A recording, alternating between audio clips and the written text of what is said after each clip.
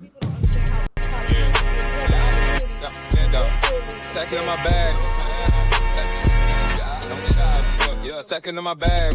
I like crypto grind. Currency's flowing, every coin's on my mind. My coin base the upper, watch your numbers climb. In this damn fine, feeling so prime. Hustling these protocols, phones in the van. Emptying out my radar, I can't understand. Jumping on the wave, watch me move the plan. Holding diamond hands in this crypto land. Got my eyes on the prize, making moves like a king. Every transaction hit a cash registers ring. Ride a blockchain, we won't never be slow. In the world of finance, that's the profit. If you're holding real world assets, utility assets, you are a bank. Yeah, of course, we go over the news and stuff, but we just do what feels natural when we be doing our thing. We gotta get this money on. Yeah, what's good, y'all? We gotta get this money on. What up, everybody? What's up? What's up? What's good? What's up? Yeah, y'all go ahead and double tap the screen. Let's run them likes up. Y'all already know. Yeah. Let's see. Yeah, y'all. So we got some stuff to talk about today for sure. The biggest news to me today is Ripple getting approved. They secured an FCA authorization, so clearing the path for UK expansion. So they got approved from the UK's top financial regulator. So apparently it's very, very hard to get approved in the UK by their, the FCA. It's hard to get an approval there. Most applications, they say 90% of crypto firm applications get rejected by UK regulators. So, but Ripple's got approved. So we're gonna talk about that today. We're gonna talk about this XRP staging a comeback. Post January 8th drop from its treasury firm doubles down on the XRPL. So XRP, it's been holding above $2. So because I knew if it dropped, below $2, I think it was gonna go to $1.70 according to the chart experts. And then you got Bitcoin open interest crashes to lowest since 2022, signaling reset.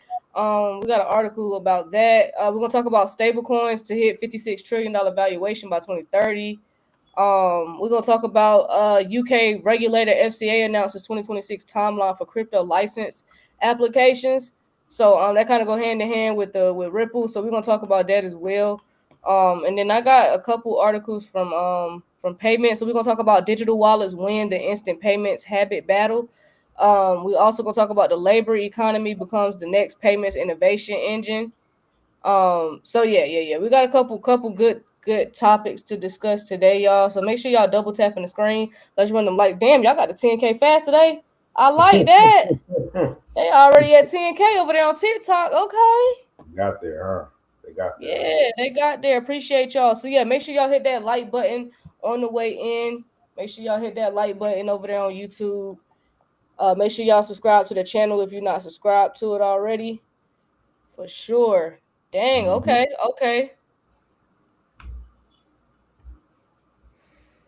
All right.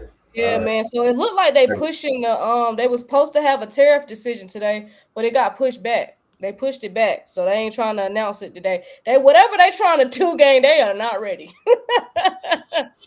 They are not ready. I don't know. They didn't want to announce the tariff decision. Like what? It's y'all only had so how long. long? It's only so long they can just keep pushing shit down the road, fam. You know what I'm saying? I know they artificially held up the markets and stuff like that, like when it comes to the stock market and other shit. But damn, y'all got to do something. Y'all got to make a move somewhere. What y'all hiding from? Yeah, something. This is a little stalling. weird. Stop stalling. Man, because they had how long to make this decision? So this is a little weird to me. Yeah, they had way too long, y'all. So trying to see what else was going on. Way too long. Man, listen, make sure y'all are holding on to these assets. So we're gonna start off actually with a clip I'm gonna play of Scott Bessett. So he the American Bankers Association, I guess it was a press conference there. He says that we are removing all regulatory obstacles for crypto. So y'all need to hold your bags. I know they kicking the can. I know they doing whatever they can to fatigue you and get you out these assets, but you got to be strong. You got to be mentally strong. If you in this space, if you can't handle it, I suggest, you know what I'm saying, just go do something else. Go do something else, but don't follow crypto. Just circle back to it when you see the headlines pop up, in the near future. They might be setting up the cyber attack play. Who knows? I don't know. What they doing? I have no clue. I just know y'all better hold on to these bags for dear life. If you can't handle it, I highly suggest just taking a break from the space. You know what I'm saying? Just keep your shit on a cold storage wallet, circle back, and do it. Yeah, do it like that, because you're gonna make the biggest mistake of your life giving up and selling. And you're gonna owe taxes. And you're gonna owe taxes next year. Yeah. Shit is not built for the weak. That's for sure. And it's a lot of weak ass people in crypto because they be in my mentions all the time. So a lot of y'all need to really go do something else. I need to go find another hobby because a lot of y'all cannot handle the volatility of this space.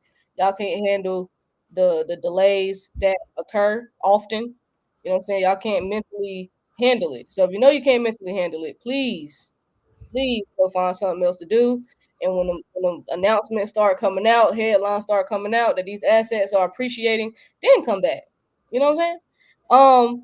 But yeah. So DJ Sir, Diamond Hands hold strong for sure. It's on the Lord's time. Y'all been here a minute. Some of the chosen ones are just arriving. It will go when it's time. That's a fact. So yeah, I'm gonna play this clip right here from Scott Bessett.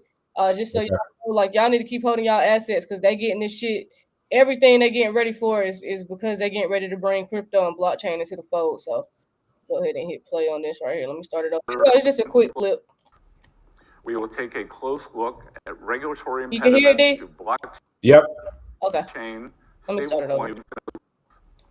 We will take a close look at regulatory impediments to blockchain, stablecoins, and new payment systems. And we will consider reforms to unleash the awesome power of the American capital markets. Americans deserve a financial services industry that works for all Americans, including and especially Main Street. We will take a close look at regulatory impediments to blockchain, stablecoins, and new payment systems. And we will consider reforms to unleash the awesome power of the American capital markets. Americans deserve a financial services industry that works for all Americans, including and especially Main Street. Okay, so he did not say what was put in this quote. We are removing all regulatory obstacles for crypto. That's what I wanted to hear. But he did not say that. But he is getting, you know what I'm saying? He is hinting towards that they want to make this a safe environment, all that good stuff. Okay, so cool. But yeah, just kind of wanted to share that clip from Scott Bessett, huh? No. They put that little caption there, a little clickbait. That's all. Yeah, because that is not what he said, or at least play the whole clip. So yeah, we're gonna talk about this later. All right, so let's talk about stablecoins real quick. So stablecoins to hit $56 trillion valuation by 2030. So let's talk about that right quick. They upped it. So stablecoin payment flows could reach 56.6 trillion by 2030. So basically in the next 4 years, according to Bloomberg Intelligence. So the blockchain-backed tokens are seemingly on the path to becoming one of the largest payment rails in the global finance. So according to Bloomberg, total flows reached 2.9 trillion in 2025, indicating a compound annual growth of around 80% if the projection is met. So Bloomberg data shows that the global stablecoin transaction value surged to 33 trillion in 2025, which is a 72% increase year over year. That's huge. Activity continued to accelerate into the fourth quarter, and with 11 trillion processed in Q4 alone, up 8.8 trillion in Q3. So based on the figures compiled by these analytics and stuff like that, and then, you know, if you want to scroll down a little bit, you can show the chart. The stablecoin payments may top 56 trillion by 2030. So you see where we were. Their tune is changing. Their tune is definitely changing. You can you scroll down and show the chart? Yeah. So basically you see where we was 2024. And and where we going, right? So this is exponential growth here. So the growth is being driven less by speculation trading and more by real world usage. So particularly in cross border payments, business settlements, and savings in inflation hit economies. And then USDC, Circle's USDC was the most used stablecoin by transaction flow in 2025. It wasn't USDT. It was USDC. They led with the most used stablecoin by transaction flow last year. They processed 18.3 trillion compared to USDT's 13.3 trillion. Are we seeing a changing of the guard here? Are we seeing a changing of the guard here right now from USDC, from USDT? Because we told y'all for the last 3 years, USDC was probably going to be one of those ones. If not the one of the main ones out here, the number one. They coming for that number one slot anyway. Together, the two assets accounted for 95% of all stablecoin volume last year. Despite USDC lead in transaction activity, USDT still remains dominant by valuation because Tether just keeps tying themselves to whatever they can, whether it be gold, whether it be a company, a technology company. That's why they keep doing, whatever they're doing. But it seems like the tide is turning a little bit. So they still have a market cap of 186.9 billion, more than double of USDC for right now. But then Bloomberg noted that USDT is still preferred to day-to-day payments, business transactions, as a store of value. Shit. Oh shit, you good? Yeah. No. My light fell down. No, I'm good. All right. While USDC remains the stablecoin choice across decentralized finance platforms, Artemis co-founder Anthony Yim told the media outlet that the growing demand for the US dollar exposure in emerging markets is one of the major driving factors for stablecoin growth. Inflation, capital controls, and geopolitical instability have also contributed. And then they talk about banks and governments entering the stablecoin race. Traditional finance is no longer observing from the sidelines.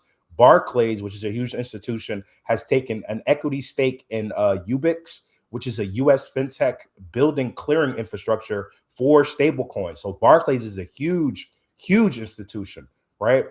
This was Barclays' first direct exposure to stablecoin technology, focused on making stablecoins function like digital cash equivalents to bank deposits. And then at a government level over in Wyoming, they launched the Frontier stablecoin, the first fiat-backed stablecoin issued in the United States, backed by U.S. dollars and short-term treasuries. FRNT, that's the ticker, will return interest earned on reserves to the states, funding public services while lowering transaction costs. And then on the other hand, of course, you got JP Morgan. They had announced plans to bring bank-issued deposit tokens, JPM coin, which we talked about the other day, to the Canton network. And they're going to be working with the DTCC for that. So, yeah, they upped the ante. And I knew the number was going to go up from where it was because whatever they was talking about before was too low. What was the number they said before with stable coins? I think they were saying $1 trillion, maybe 2 trillion. It was very low numbers that we kept telling y'all was complete bullshit. They lowballed it, right? They lowballed it. They lowballed it because they ain't want y'all to know how big this shit is. I'm really surprised they said 56 trillion. And I still think they lowballing it. I still think they low 56 trillion by 2030, more like 2028, 2027. Possibly. We got to see how this year goes, but they've been lowballing the numbers for a minute. Yeah, man. Yeah. So it's they probably still lowballing it, right? It's probably gonna be more money than that. You never know with these niggas. Yeah, 2020. You know what I'm saying? So we're gonna see, y'all. We're gonna see. But that's good. That's good. That means money is flowing in this direction because the transition is happening. So I would rather see see this than nothing at all. And I feel like they got some plays up their sleeves where they're gonna make people like, okay, get more acclimated to stable coins, using stable coins and stuff. So I think they got a couple of things up their sleeves before then. Yeah. So let's talk about this UK situation. So the UK regulator FCA announced its 2026 timeline for crypto license application. So I thought this was interesting because the Ripple news came out about them getting approved. So I wanted to talk about this first, and then I'll talk about the Ripple approval. Yeah. So So basically, what happened was the UK government's main financial watchdog, who's the FCA, announced when crypto companies can apply for official licenses to operate in the UK. So the application window opens in September of 2026, and the new crypto laws officially start October 2027. So what this is affect, any company that runs a crypto exchange, offers wallets, handles crypto payments, and issues stable coins, and also, the market crypto products in the UK. So if they want to keep operating legally, they must be approved. So the big change here is the old approval is not good enough. So right now, many crypto companies are registered for anti-money laundering rules. That will not count anymore. So even even companies already approved under the old rules must reapply. So they just figuring out ways to delay whatever they need to delay, fam. There is no automatic upgrade. Everyone must get a full license under the UK law, the FSMA. Think of it like you have, a learner's permit before. Now you got a full driver's license. So basically, the old way of doing things is not going to be permittable. And then they got a short application window. So the FCA will only allow applications during a short window of at least 28 days long, and it opens September 2026 before it closes in October of 2027. Damn, they give them motherfuckers a year. Yeah. Basically, yeah. So if you don't make that window, that's it. Yeah, if you don't make that window, that's it. So if you miss it, you can't launch new products. You may only serve existing customers, and approval could take much, much longer. So the market loopholes are closing right now. Some crypto companies pay another licensed company to approve their ads. That's going away. So you must have your own FCA license. No more borrowing someone else's approval. Why this is important is because crypto is becoming official. This confirms crypto is not going away, being treated like banks and financial firms, and is fully integrated into the financial system. This is mass adoption in progress. I'm gonna say that again. This is mass adoption in progress, right? Mm-hmm. And then many companies will fail. Many crypto companies will fail. That I guess they saying that, getting that's been people been saying that for a very long time. Like 2019, they've been telling y'all most of these crypto companies are gonna go away. A lot of them are gonna fail. That's a fact. Because we've been hearing it for years. Many will fail. Getting the FCA approval is expensive, time-consuming, and strict. Only serious, well-funded, compliant companies will survive. I'm saying that again. Only serious, well-funded, compliant companies will survive. So that means fewer scams, more trust, and then bigger institutions enter crypto. This sounds like a whole lot of centralization to me. I'm just saying. Stable coins and be your own bank are the key. So the FCA is especially focused on, payments, custody, stable coins, and this ties directly into the, insurance-backed systems, the trust structures, and the private wealth planning. So, this is all encompassing. And then this is an opportunity for early movers. So companies that prepare now and build compliance correctly, understand regulation, will get approved faster. They'll gain market dominance, and they'll push out smaller competitors. All those smaller competitors are going to be pushed out. And then, so the bottom line here is, the UK, they putting their foot down. They saying like, this is the new way you got to do it. You got to reapply. They just apply. Yeah. They just add more pressure. Like letting y'all know, we not playing. Y'all got a small window. You better take advantage of the opportunity. That's it. Yeah. And that's it. Yeah. Okay. So, yeah. They run a strict. You know what I'm saying? They run a strict. What's the word? I don't know. They got a strict program over there in the UK. They run a tight ship. They run a tight ship. They running a tight ship for sure. Okay. So that'll lead me right into Ripple then, because Ripple just secured their FCA authorization, clearing path for UK expansion. So this is definitely bullish. This to me, this is telling me that it's just about go time, because if the UK just approved Ripple, y'all know it's only a matter of time before we let the world know that we're using Ripple's tech to move money. But it's gonna be duh for us, like, but everybody else gonna be like, oh shit. So Ripple has secured approval from the United Kingdom's Financial Conduct Authority, from its UK subsidiary Ripple Markets UK Ltd. What's LT? What does that mean? LTD. Ripple UK. Anyway, it's limited. Limited. Right? Yeah. I don't know. It's all good. To operate as an electric money institution. This is the part I wanted to talk about.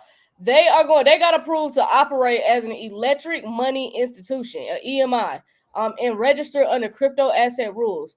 So this regulatory approval allows Ripple to provide crypto-related services and license payment options in the UK under FCA supervision, including compliance with anti-money laundering and know your customer requirements. So the FCA's current regime still sits within intermediary frameworks and a new broader crypto licensing regime under the UK's Financial Services and Markets Act it's expected to open for applications like DJ told y'all September 2026 ahead of full enforcement in October 2027. So Ripple went before everybody else. Pretty much. Because it's that time. It's that time. They're gonna let everybody else go after the fact. Damn. That is crazy. Bro, that's why I said, do you know how blessed you are to be in crypto right now and to be holding XRP now? Early? Oh my God. Okay, so what you say? Nah. And it was crazy because it's like it's early now, and we was even earlier than that. That's so crazy. How early we was, fam. That's so crazy. Yeah.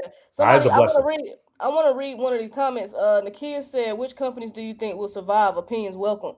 I'm going what's documented. I'm only going based off what has been documented as far as me having like a 99.999% confidence rating. But of course, Ripple XRP are real world assets. So if you just look up real world assets, utility assets, those technologies that actually play a role in the financial infrastructure will survive. Everybody else, I don't know. But the ones that I have full confidence in are the ones that are the technologies that will be used in the financial infrastructure. Those are the ones I have complete confidence in because they have to use them to move the money. So those are the ones I would bet the house on. Not literally. Let me be careful. Not literally. Don't bet the house. I won't be homeless. But those are the ones. I would say, utility-driven assets. So of course, the ones we always talk about. That's why we talk about those. I wouldn't have got up here just spitting out random ass crypto assets if I didn't think they were going to be around in the next 5 to 10 years. That was something I never really wanted to do. I was never against getting some money though. But yeah, the ones we've been talking about, the XRPs, your XLMs, your XDCs, your HBARs, your Algorands, IOTA.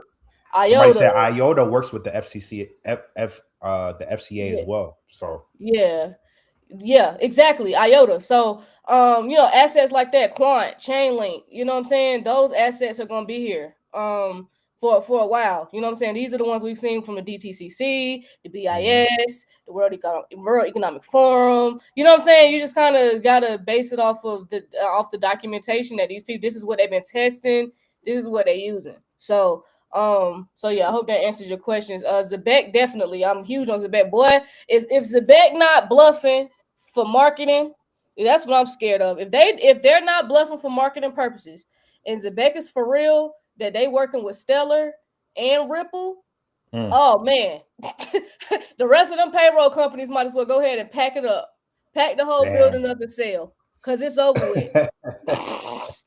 Pack it up, or you might as well join them. See if y'all can get on their payroll, because it's over with. It's over with. So if Zebec not cap and they really are working with Stellar, like I guess they had a Twitter space, and that's what everybody is hooting and hollering about on X, is that they're supposed to be working with Stellar, and they're supposed to be announcing some type of integration or partnership at some point, and I think they're supposed to be announcing something with Ripple at some point this year.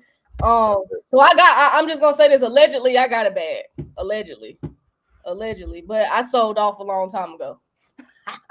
All right, so but yeah, so Ripple, let's talk about it real quick. What was I at?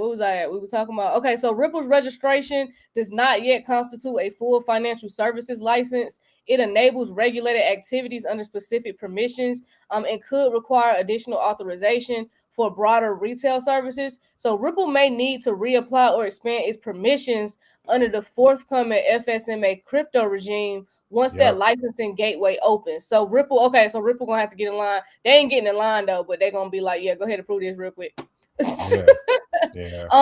So what it likely means. So the FCA approval represents a regulatory milestone for Ripple in a major financial market outside the United States, positioning it to offer licensed crypto and payment services in the UK. As an EMI with a crypto asset registry entry, Ripple can provide regulated cross-border payment infrastructure and establish stronger ties with UK-based financial institutions and partners. Because the FCA's full crypto licensing regime under the FSMA is still in progress, Ripple's current status operates under transitional permissions that allow certain activities now with a requirement to seek full authorization in the future.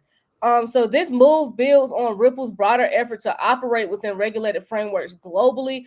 Similar steps include licensing and compliance work in other jurisdictions and expansion of institutional services. It aligns with a broader trend in 2025 and 2026, where leading crypto firms are anticipating and adopting to clear regulatory frameworks, moving from informal operations to compliance under traditional financial oversight.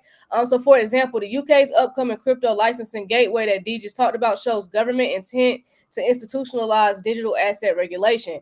So Ripple's UK expansion also occurs amid a change in regulatory landscapes elsewhere, including, of course, here in the U.S., industry's engagement with market structure legislation and evolving SEC policy, and illustrating how global compliance strategies are part of the multi-jurisdictional playbooks for blockchain firms. So the FCA's structured approach to crypto authorization suggests that future licensing windows could be a key strategic milestone for Ripple and others in gaining broader market access and participating in regulated financial infrastructure. So yeah, basically, gang, like if you ain't getting your shit together right now before shit start popping off in 2026 going and 2027, you missed your window of opportunity. It's over with. It's over with. That's why they get everything in order right now. September 2026. Dang, and I want to say last year while everybody was hooting and hollering, we was, talking about the shutdown and all that when we was going through that phase last year. I remember not just Trump, but who else? It was some other people in Trump camp that got on, and Trump himself told y'all, this time next year, and I believe this was around September, October 2025. He said this time next year, the markets are going to be great. Everything's going to be great. But everybody, of course, was pissed. Me and D as well was like, what's the solution right now? What are we doing now? Everybody's broke. Everybody's broke. Everybody's struggling. Everybody touching money they don't want to touch. I don't care how much money you got. You've had to at some point touch some money you ain't want to touch or use a credit card you didn't plan on using. Everybody's in emergency funds. What's the, you know what I'm saying? So that's how this year is very, very bullish, and you need to be getting your shit together. Is all I'm getting at. You need to be getting your shit together because they gave you a timeline. It's just they give you those timelines when people don't give a shit. Because it's like, well, right now we need groceries. So I'm not worried about what's gonna be going on next year. Like I gotta survive to next year. So but I'm just saying get ready because I think that September. That September day, October, I think the markets are going to be in a different place. And don't forget it's midterms. You know what I'm saying? So the market's going to be jacked up around that time frame. So please be getting your ducks together. Y'all about to get tax returns. Please invest your tax return. That was money unaccounted for. That shit does now it does not count in your budget. Now, if you need to catch up on some bills, I completely 1000% understand. But for those that ain't that behind or ain't behind at all, please invest the damn tax return and don't go on vacation with it, or at least a portion of it, at least half of it. You know what I'm saying? Please invest your tax return for those that are looking to get tax returns. Some of us make too much to get tax returns, but for those that actually get a tax return, y'all need to invest your tax return. Stop being like everybody else, going shopping, buying seafood boils, buying them shoes, buying them kids them $200 shoes, buying them Balenciagas and doing all that dumb shit, planning a trip to Miami and going to Turks and Caicos. Please be different. Please set yourself apart from the crowd and invest your fucking tax return. Golly, your future self is looking at you like you're an idiot. You're an idiot. I know it's crazy because, well, some of them have to use that to catch up on them Klarna and Afterpay bills from the holiday. Yeah. That's why I said if you got to catch up on bills, I understand. But for those that, you know what I'm saying, that if you can afford to invest your tax returns, please do so. Now, if you got to use it to catch up, cool. But if you don't, please invest your tax return. Huh? I know a lot of people use Klarna for spending on gifts, like crazy spending on gifts, because they could, during the holiday season. But you told them. I told y'all to cancel Christmas. I told y'all to cancel Christmas. Y'all shouldn't even have all them Klarna and Afterpay. I told y'all to cancel Christmas. If you had to put it on Klarna and Afterpay, you shouldn't have been buying it. Because I told y'all to cancel Christmas. It was over with. You know what I'm saying? But yeah, y'all just make good decisions moving forward. Like it's time to let's stop repeating the same cycle. We do the same shit every year. Get your tax return. Y'all go spend, go buy shit, go on vacation, blah, blah, blah. It's the same cycle every year. Where y'all gonna invest it? Yeah. When y'all gonna invest it and actually get some real money and go on vacation and not have to worry about that's the part I'm trying to get to. I'm playing the long game. I want to go on vacation and not be worried about how I'm finna do this, that, and the third when I get back home. Because you gotta go home. I'm trying to go on vacation and not be worried about that. So right, you know what I'm saying? Let's just, you know what I'm saying? Let's break these cycles, let's break these chains, y'all. Somebody gotta do it. Yeah, somebody just said invest so you can go on vacation for the rest of your life. Exactly. And get up and go on vacation when you want to. If you and your wife wake up tomorrow and say, babe, I want to go to Greece, y'all should just be able to go book the fucking flight and go to Greece. Yeah. Just go. You know what I'm saying? Yeah. Like that's the game we playing. Not all this. Oh, okay, we're gonna go for 4 days, 3 nights. We're gonna stay here, and there's 7 of us in the same room, so we can afford it. And then, but like, gang, I'm not trying to be vacationing like that. That shit is old. That shit is old to me, gang. Like that shit cool when you in your 20s, when you in college and all that. Nigga, I'm 32. I want my own space. I want you across the resort, and I don't want you near me. You want to do your own thing. I'll hit y'all up when it's time to do excursions and shit. Other than that, I need to be in my own element. Like I ain't trying to be splitting a room with 7 other people. But let me have my bad. I got off topic. But yeah, all right, we get to the next. We go to this next article. Not 7 other people. Jeez. That's what niggas be doing so they can go. I know. So let's talk about XRP because XRP stages comeback post January 8th drop as Treasury firm doubles down on the XRPL. Yeah. So XRP, what happened here? So basically what happened here was that hold up. My notes up. Oh, hold up. 1 second. I gotta scroll up. All the way at the top. Somebody said I'm about to be a trick with my taxes. Yeah. You said what? Somebody said I'm about to be a trick with my taxes.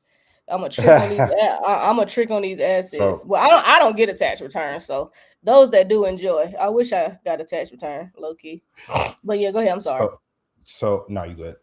So XRP turned a little bit bullish on today after briefly falling, to $2.07. It held that $2 line, right? And then the cryptocurrency was trading up. I think it's around 214 or around there, 212, 214.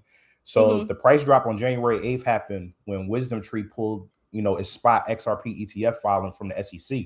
However, the sell-off seems to be short-lived after the price tested the low $2 range. My headphones died. Can you hear me? Yeah, I can hear you. Hold on. I can hear you. Okay. So yeah, basically what happened was Evernorth and Doppler test institutional XRP use. So today, Evernorth announced a strategic collaboration with Doppler Finance focused on institutional liquidity and treasury activity on the XRPL.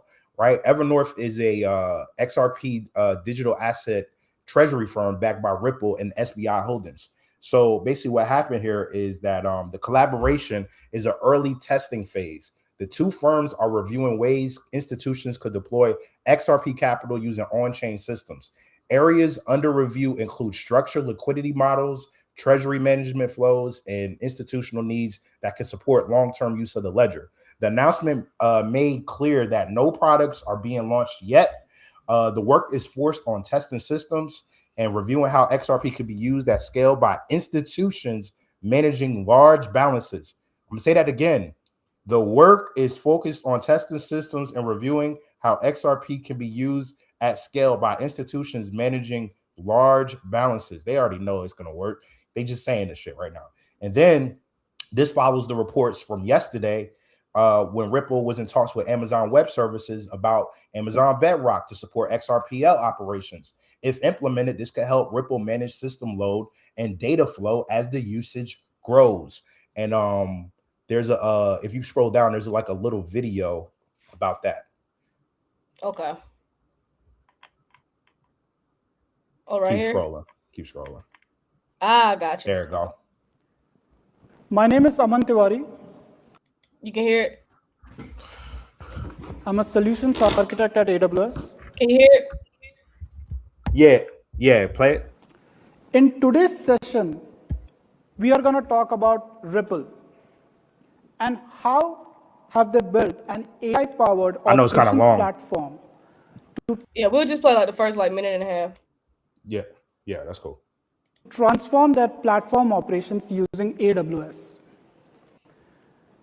I will now hand it over to Vijay, who's going to get us started. That being said, us being in the Ripple platform team, monitoring the resiliency of the network is one of the challenging problem, right?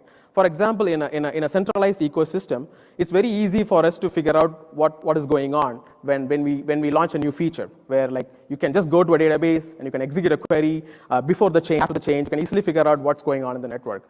But when you talk about a decentralized ecosystem, particularly 1,000 nodes run by many independent operators like universities, blockchain institutions, wallet providers, financial institutions, it's very hard to identify how the network is behaving. As we in the RippleX platform team, we are in the trenches all the time in terms of making sure XRPL is more secure, resilient, and robust. Particularly in terms of solving these problems, one of the things we always end up having is we rely too much on C++ experts.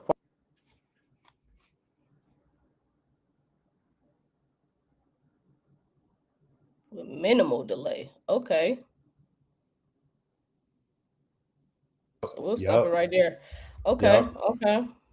Yep. So nah. So this is overall, this is super bullish. You know what I'm saying? Overall, this is super bullish. Even though, I think it was iShares the other day and 21 shares or whatever, they pulled out of their they took profit or whatever. And now, with this one, it doesn't matter because XRP is still holding that $2 level. Yeah, no, it held over. So that definitely means something because I thought I was like, oh, we might go into $2 again. But I was happy to see it hold. So all right, cool. It held. That means that's good. That's good. Bet. Okay. So let's talk about these digital wallets real quick. So we got digital wallets win the instant payments habit battle. So according to a payments intelligence report, in collaboration with Ingo Payments, finds that instant payments have moved from basically from scarce to a habit for many users. So especially when delivered through digital wallets. So once users experience an instant payout, getting funds in real time, they tend to make that their primary payment method. So the report shows about 57% of recipients who try instant. I'm sorry, hold on. What? Oh, okay. Who try instant payments make it their most used payout option. So the article highlights that digital wallets are especially effective at converting occasional instant payment users into regular users more so than instant bank account deposits. So digital wallets make funds immediately visible and actionable, whereas instant bank deposits can still feel locked in legacy banking interfaces. So habit formation matters. So the data shows that once people have used instant payments, they are likely to reuse the same method, indicating that experiential convenience matters in driving adoption. So digital wallets have an edge because they combine speed and immediate usability inside apps that consumers already use for daily transactions, making wallet delivery feel more integrated than a fast bank deposit. For people relying on irregular income, real-time access to funds isn't just a convenience, but liquidity that can affect everyday expenses and financial planning. Basically, what this article, the reason why I wanted to read it was because they basically telling y'all it is not going to be hard to get people to switch over to instant payment, to switch over to digital wallets because of instant payments. That's basically what this study proved. that it's not gonna be hard to get the masses to basically get with the program. So of course, which makes sense because we all, like D said, we should have been here. It's no way in hell I should be waiting days for money. Y'all should not be going to work every day and not getting paid. Like, it's just simple shit.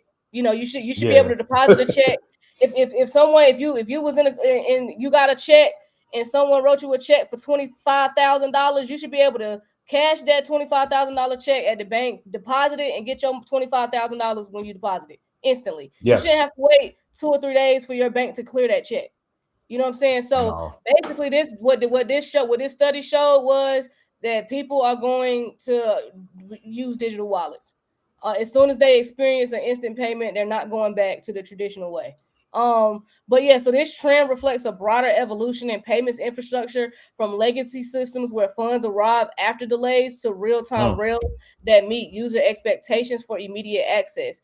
So previous payments research has shown that instant payments stickiness increases when consumers rely on it for income or financial control, reinforcing that it's now about behavioral expectations rather than just speed. So digital wallets plus instant payouts together are not only about moving money fast, they build ongoing usage patterns and can influence which platforms and apps consumers choose as their primary financial interfaces. So can you imagine being at work, checking your pay, and you get paid every day, and you have the option if you want to go ahead and cash out some of that money instantly because maybe you need gas, groceries, or you need to cover a bill, and you can go ahead and cash out. Or if you want to take all of it, you know, day to day, you have that option to pay yourself every day.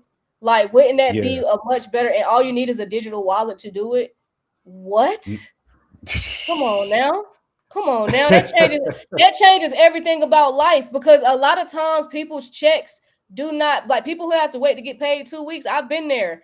The check don't last the 2 weeks. I gotta wait a whole, most of the time the check is gone after the first week. If you get paid today, if for people that got paid today, that check gonna be gone by next Thursday or Wednesday. Be lucky if you make it past Sunday, depending on what bills you had to pay.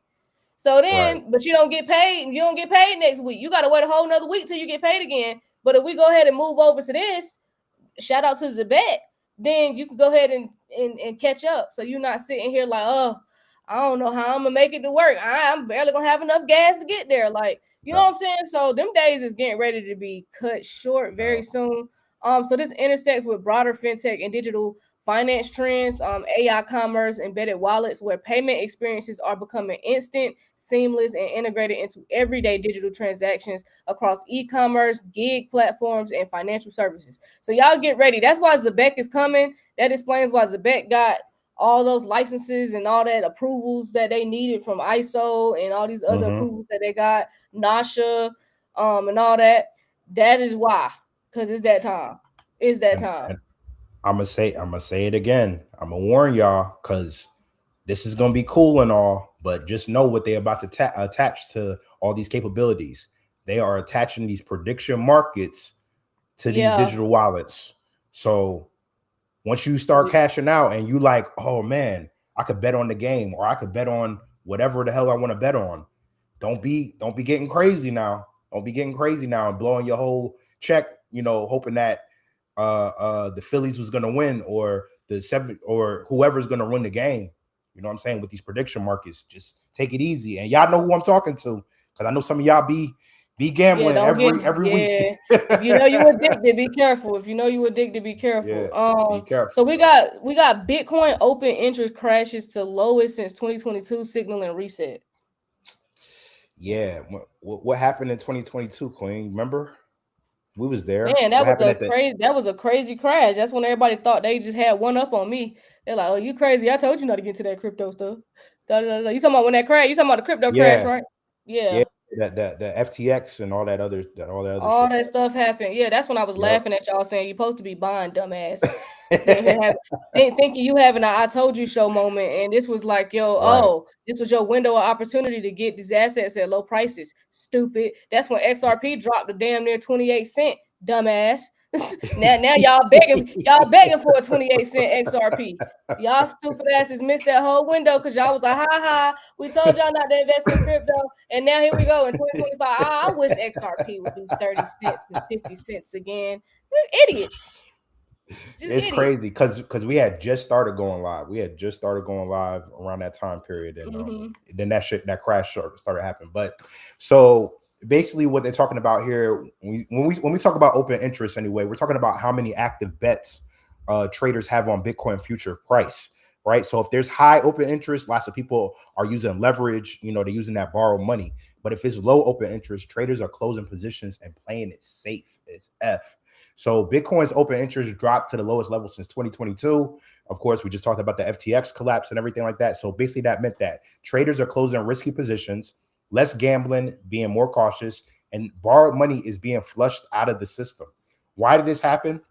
Because Bitcoin fell over $90,000, which caused forced liquidations. Traders cut, their losses, and over $450 million was wiped out in one day. So at the same time, the U.S. Bitcoin ETFs lost $1.1 billion in 3 days, and then big money is temporarily stepping back. So is this back for Bitcoin? Not necessarily. This is called deleveraging. So too much leverage is an unstable market. If leverage gets wiped out, that's a healthier market. So think of it like clearing junk out of your system so it can run smooth later. So what Bitcoin is doing now is trading around that 90,000 range, like it's at like 91. It's moving sideways, but the market is pausing. So does this mean a market reset? A reset is basically weak hands are getting shaken out, overconfident traders are getting wiped, and long-term investors are staying calm. So this often happens before a long consolidation period or the next major move upward. I want to bank on the latter. I think we went through enough consolidation periods. Do you agree? Yeah, we have went through plenty of consolidation periods. Yeah. For sure. Jesus, I'm sick of them.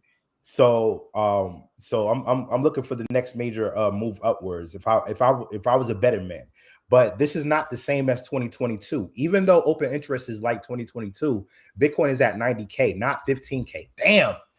That's crazy. That's crazy to think about it. Bitcoin is at 90K, not 15,000 like it was. Institutions are involved, and then ETFs exist. Regulation is a little bit clearer than it was back in 2022. Way more clearer, actually. And then the same signal, but it's a very different foundational piece right now. And then ETFs are changing the market behavior. So before ETFs, leverage traders controlled all these price swings. But now the spot ETFs flow matter way more. When the ETFs pause, price will stall. And when the ETFs buy aggressively, prices will break out. So this is a structural shift in the Bitcoin market. And the big money is waiting. Why are institutions de-risking? Because upcoming U.S. jobs report, that's one. And listen, be careful what they're saying about these U.S. job reports, fam, because it's fucked up out here. Excuse my French. It's jacked up out here. It's jacked up out here, and I know it's Friday. You know what I'm saying? It sure is. It's fucked up out here, fam. It's fucked up out here. They lying out here. Open. So the interest rate is uncertainty, and then the Fed policy decision is coming up. And then institutions don't want to gamble; they want to wait for confirmation. So historically, what usually happens next is price goes sideways for some weeks, not days. Volatility may drop, confidence slowly returns, and the next trend forms. This is what historically happens. But like I said before, this ain't 2022. Bitcoin is not 15K, it's 90K now. And we got all these ETFs and all this institutional flow. So we'll see. So this is an accumulation territory, not hype territory. For sure. Hey. Not hype territory. I like that. I like that. Yep. Not hype territory. It's about that time. All right. So we got the labor economy becomes the next payments innovation engine. So in 2026, the labor economy, the roughly 60 million U.S. workers in hourly shift-based roles such as retail, hospitality, healthcare support, logistics, and construction is emerging as a major driver of economic activity and payments innovation. Many of these workers earn under $50,000 annually, rely on irregular pay schedules, and face financial volatility because income often arrives unevenly while expenses are fixed. Existing financial systems were designed for traditional employment, steady monthly pay, long-term jobs, but don't serve this fragmented work reality well. So the mismatch between how labor income is earned and how financial systems operate has made payment access, especially time and liquidity, a key innovation frontier. So the article highlights instant pay as a key innovation. More than 20 million US workers now use on-demand pay, particularly in retail, hospitality, and healthcare, because it gives workers access to wages when they need them. Shift matching platforms have reshaped how labor supply meets demand, with shift work often supplying 15 to 30% of income for many workers. The article argues that payments innovation, starting with access to wages and liquidity, is only the first phase. The next phase centers on portability of skills, credentials, and benefits as workers move between roles and employers. So the labor economy isn't shrinking due to automation. Instead, demand for work requiring human judgment, presence, and adaptability is increasing even as AI expands. Because this workforce often works across multiple employers and platforms, traditional financial and benefits systems is designed for full-time jobs are misaligned with workers' real income and career paths. So payments innovations like instant payout aren't just conveniences, they are being adopted because they help bridge the timing mismatch between earning and spending that can affect households' ability to meet obligations. So the article suggests that the future innovation will focus on portability and recognition of skills, credentials, and benefits, which could support worker mobility and stability in a fragmented labor market. So the narrative connects directly to broader industry research, such as wage to wallet index, which measures how labor income translates into financial behavior and spending patterns. So it aligns with other payment stories that we've talked about, like digital wallets and the instant pay habit formation, showing that payment behavior is being reshaped by consumer needs and economic realities. So the emphasis on workforce-oriented fintech innovation reflects a macro trend toward financial products that adopt how people actually earn and spend in 2026, rather than old models built for predictable career incomes. By framing the labor economy as a driver of innovation rather than a positive segment to be automated away, it highlights where financial services, trading, training systems, and policy may need to evolve. So this is a good time to me with these announcements to gamble on Zebec, in my opinion. This is a good time I think this is a good buying opportunity because of where the price is. To gamble on systems like Zebec, because eventually, if they get ready to really work with Ripple and Stellar, they're gonna be the main company with payroll. Right. And right now, Zebec is at 0.003. All right, so I think this is a good buying opportunity right here. Some people well under a penny. Some people are indicating that Zebec could go to 10 cent. Soon. I've seen anywhere between, and these are just people who look at charts. I've seen anywhere 10 cent to $1.50. Anywhere between 10 cents to $1.50. So if you get in now at 0.003, you're getting in at a really, really low price. It's under a penny. And it doesn't take a whole lot of money to get at least 100,000 tokens. I say try to get to 1 million, in my opinion. But if you can't get to 1 million, try and get 100,000. It shouldn't even cost you that much to get 100,000. How much is that right now? At 0.003. Hold on. Wow. I'm gonna tell y'all. Even if you know what I'm saying, but this is a good time to probably be, but do your homework. This is not financial advice. At whatsoever. I don't know what I'm talking about. So yeah, this ain't financial advice at all. You're an adult at like was that $300? Yeah, that's what I'm thinking, because I'm trying to I was trying to see, hold on, 100,000 tokens right now. Yeah, $310.84 to get to 1 million. That would cost you a little over 3 bands. So yeah, 3,100. A lot of y'all getting tax returns, so you can flip that tax, because think about it. If you get 1 million tokens and it goes to a penny, you do the math. You got 1 million tokens. You know what I'm saying? It just goes to a measly little penny. You know what I'm saying? You might like that. That's 10 bands. So you put 3,000 in, made 10,000. That's $7,000 profit. You know what I'm saying? If it goes to 10 cent like people's thinking, then you gotta do the math on that. So what's that? 0.10 times 1 million. So what's that? 100,000? I'm just saying.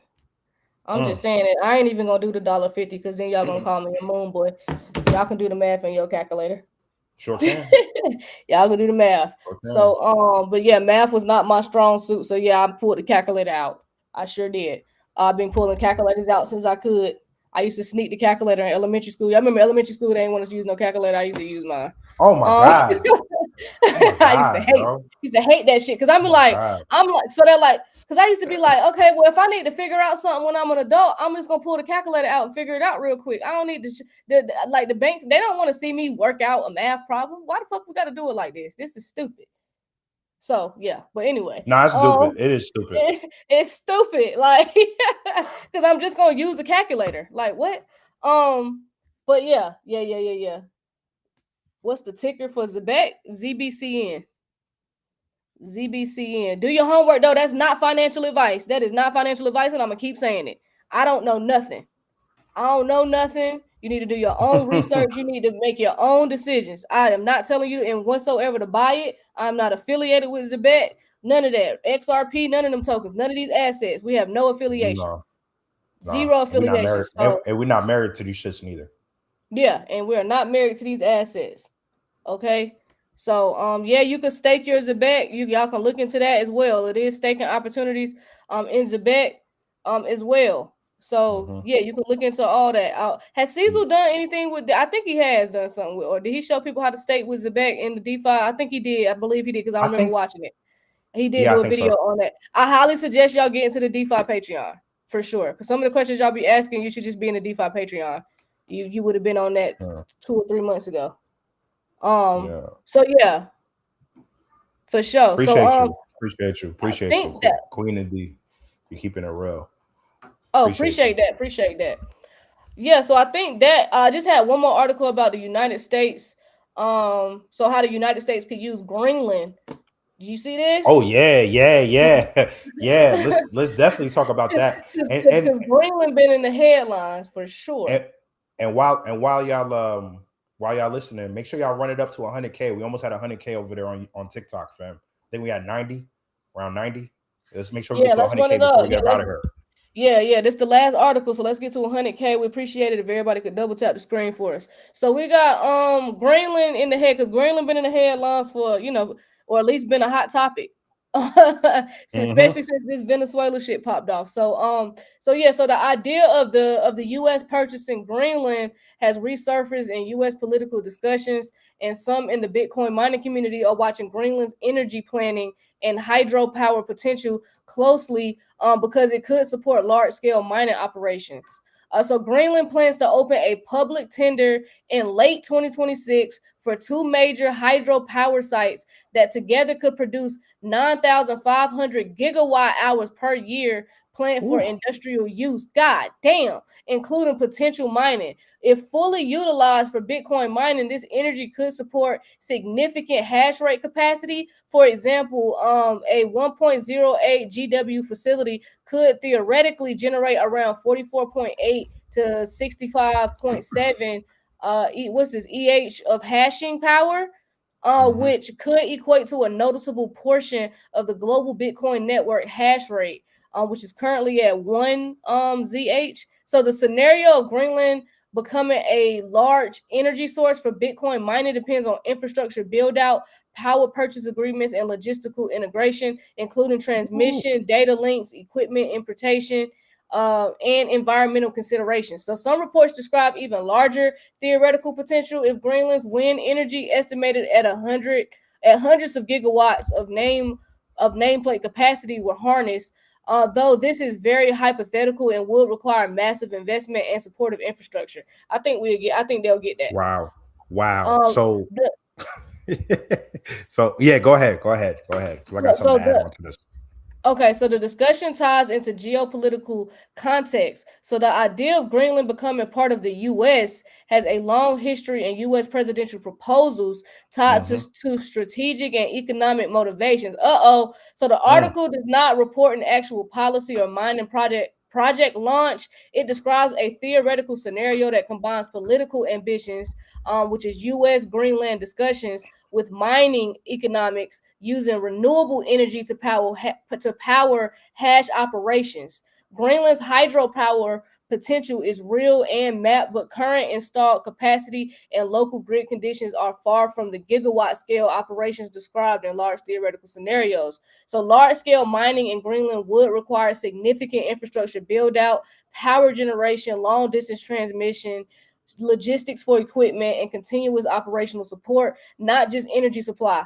So the mention of U.S. strategic interests, including repeated political mentions of Greenland acquisition, frames this within a geopolitical conversation about energy and tech dominance rather than a near-term mining project announcement. Trump gonna do it. Trump gonna do it. Listen, if you don't know put a 0 in the chat if you don't know anything about Greenland. Put a 0 in the chat if you don't know anything about Greenland and why it's very important. I want to know. Do I need to break this down for y'all? The importance. Or is everybody knows what Greenland is? Okay. All right, so I'm gonna give you a little bit of background. Why Greenland is mad important is because basically whoever controls Greenland has power over all the these global trade routes. They have military defense control. They have all these natural resources, right? Because it's where it's sitting at. It sits between us and the United States, Europe, Russia, it's like right across the Arctic, right? So this makes it critical for, all these radar systems we got, the military aircraft routes, the missile detection, like all these different things, right? And then we already have a military base in Greenland, if you did not know. I forget what it's called. I think it's called the something air base, space base or something. But anyway, we got a military base over there. So it's used for, missile warning systems and, just defense overall. So basically it's part of like NATO's defense shield. You know what I'm saying? So it's a lot of shit going on over there in Greenland. And the ice is melting. So that means new routes are on the way. And the travel time between, places like Europe and North America, even Asia, is going to get shorter. So that's a whole new way that people could just import goods and stuff like that. So whoever controls the Arctic, basically controls the future of global trade. So that's why that's a huge part of reason why Greenland is very important. So it's like it's massive. It's massive. Man. This is a big ass play. And then, the natural resources that they got, out there is crazy, for oil, gas, and, uranium, I think is out there. And there's a couple other different things, but fam, don't sleep on this news, yo, at all. Don't sleep on this news. Damn. Okay, man, that's something to pay attention to. So let's see if it pop off, gang. I think it will. We need it actually. Okay, thank you, Thule Air Base. Thank you, Garden Doc. Yeah, thank you. Damn, but no, I think this is gonna happen. I think that I think they'll end up being a part of the United States. I think this is happening. I could see that going down. Yeah, no, that would be crazy for sure. For sure. So yeah, y'all know we got a class coming up. We got the Flare Network Masterclass. If you are in XRP and you hold XRP and you don't know about Flare Network, you definitely need to be in this class because you're gonna learn what Flare is. Why Flare is not just another L1. You're gonna learn how Flare brings real world assets like FXRP, FUSD, F assets on chain. And why Flare is designed for yield and not speculation. So we all know that our wealth strategy is no longer to sell. Since we figured out that our assets can earn us yield, we can borrow against our assets. We have multiple options. Some of us are staking, and we're just using all types of different ways to profit off of this than the traditional way. We're not selling. You know what I'm saying? So, but Flare Network is going to play a key part when it comes to XRP and earning yield. They're that one. They're that one. And they have a great development team. Y'all gonna learn a lot about Flare. So definitely get in this class. Cecil is thorough. The class is Sunday. The class is on Sunday. So make sure y'all get in this class because it's gonna be on Sunday. It starts at 6 o'clock. 6 p.m. Eastern. It's a 2-hour class. It's a master class. That way when it's all said and done, I'm not saying deploy all your XRP and Flare. I'm not saying that whatsoever, but you're educating yourself. But that way, when it is time for you to sit down and figure out what percentage of your XRP you want working for you, you already know where to go, what to do, and how to maneuver on that platform so that you're not out here making mistakes, costly mistakes. Okay, so make sure you in this class. This is important. This is important for all XRP holders to learn about the Flare network. If you have not learned about the Flare network and you're an XRP holder, you need to be in this class. You need to be in this class. You need to be in this class now before price appreciation occurs, because don't think, oh, I'm gonna circle back to BlockNation because I can go get it there for $2. I guarantee you're gonna circle back to BlockNation and that class gonna be $2,000. I ain't even gonna lie to you. Don't let XRP run to $100, $1,000, $10,000. I guarantee you circle back because you want to go figure out how to earn some yield on that, because you up 100 million and you trying to deploy 20 million because you want to earn some yield. I guarantee you, well, you ain't gonna care because you're gonna be a multi-millionaire. But for those that's not, I guarantee that class is not going to be the price that it is right now, and it's live. So you want to catch the live class so you can ask questions. You know, we're going to do demonstrations and all that stuff. So you want to be in the live class if you can make it. If not, the recording is still going to be good because you still will have the questions that people do ask because you probably got the same question. And you'll, you know what I'm saying, all the demonstrations, you'll have all that on the recording as well. But it's nothing like getting in the live class if you're able to. So yeah, y'all make sure y'all in that Flare Network Masterclass on Sunday. This is the biggest class since we did that balancing and rebalancing, an intro to DeFi, just introducing people to DeFi. But yeah, this is the route. This is the route we're taking. We're earning yield on our XRP. Our assets are going to work for us. So yeah, that's coming up. But yeah, make sure y'all get in that DeFi Patreon. That DeFi Patreon. The link for everything is in the bio. It's in the link tree. It's in the link tree. So make sure y'all get in that DeFi Patreon. If that's something that interests you. And we also had a BlockNation community Patreon as well. So that was just as important. That was $25 a month. DeFi Patreon is $50 a month. If you're in the DeFi Patreon, there is a discount code in there for you to get the Flare Network Masterclass on discount for those that's in the DeFi Patreon. But the Flare Network Masterclass is $200 right now. We did an early bird for about a week and then we extended it. So but yeah, make sure y'all in that class, gangy. Make sure y'all in that class. Other than that, man, we'll see y'all this evening when we got some more updates. You had anything for him, D? Nah. We're gonna have something for you about some education news that I came across, but I'm gonna save it for the evening live. Okay, cool. And don't forget, y'all, starting next week, we only going live once a day. Yeah, we're gonna be going live in the Patreon. We're gonna start using the Patreon, that BlockNation community Patreon. That's where other live streams and stuff is gonna be moving forward. We're getting ready to take advantage of the Patreon platform. So yeah, we're gonna be in there more. We just give a whole lot of value, and we want to provide value to the people who value us a little bit more. Because we just give out a lot of valuable information, and it kind of just need to be in the Patreon at this point. So but we'll still do daily live updates. 1 time a day, but majority of our live streams are getting ready to be in the Patreon. So yeah, make sure you join that Patreon, y'all. Make sure y'all join the Patreon. Other than that, y'all, we'll see y'all this evening though. So this this gonna be the last little evening live. So long, farewell. But if you in the Patreon though, you good. You gonna be straight. And y'all still see us once a day. Y'all still see us once a day. Y'all gonna get y'all fix, especially when we start doing other shit. You know what I'm saying? Y'all gonna get y'all fix. So. Yeah, for sure. Because we got other topics to discuss outside of crypto. We love crypto, but we got other stuff to discuss, and it's a very toxic space, and me and D need air. So we're going to get some air. We need air because it's like y'all niggas. Woo. So yeah. Other than that, we'll see y'all this evening. All right. All right, y'all. All right. Peace.